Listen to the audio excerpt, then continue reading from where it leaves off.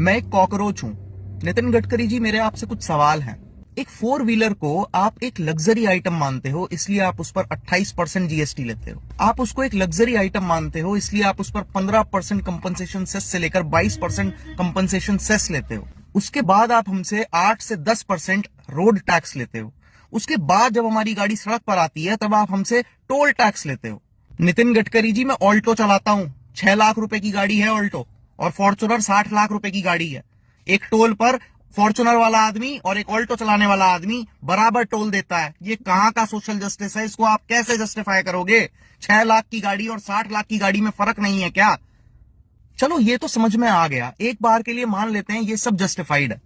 लेकिन जो yellow number plate की कार है, जो टैक्सी ड्राइवर्स चलाते हैं, आप उस पर भी 28% जीएसटी चार्ज करते हो। आप उनसे भी 15 से 20% कंपनसेशन सेस चार्ज करते हो। आप उनसे भी 8 से 10% रोड टैक्स लेते हो। आप उनसे भी टोल टैक्स लेते हो। वो अपने मन से टैक्सी नहीं चलाता है, वो इसलिए टैक्सी चलाता है क्योंकि आप उसको रोजगार देने में फेल हो गए।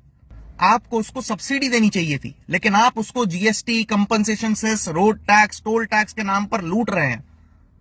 इसके बाद आते हैं पेट्रोल की प्राइस पे। कोविड काल में जब पूरी दुनिया में तेल का दाम इतना कम था, हम तब भी इसी रेट पर पेट्रोल खरीद रहे थे। आपने 100% पेट्रोल में 20% एथेनॉल मिला दिया, उससे हमें क्या फायदा हुआ? हम अब भी उसी रेट में पेट्रोल खरीद रहे हैं। और अब जब ग्लोबली पेट्रोल के दाम बढ़े तो आपने 3 रुपए पेट्रोल पर बढ़ा दिए। तो ये जो सस्ता पेट्रोल कोविड काल में खरीदा गया था, इसका मुनाफा किसको हुआ?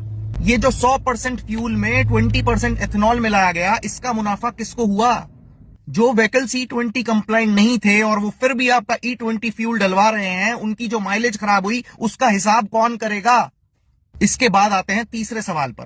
जब आपको पता है पेट्रोल एक ऐसी एसेंशियल नीड है भारतवासियों की, तो आपको क्या जरूरत है उस पर सेंट्रल एक्साइज लेने की? आपको क्या जरूरत है उस पर स्टेट वैट लेने की? As a member of Cockroach Janata Party, Mr. Nitin Gadkari ji, I want your resignation from the post of Minister of Road Transport and Highways. You don't deserve that post.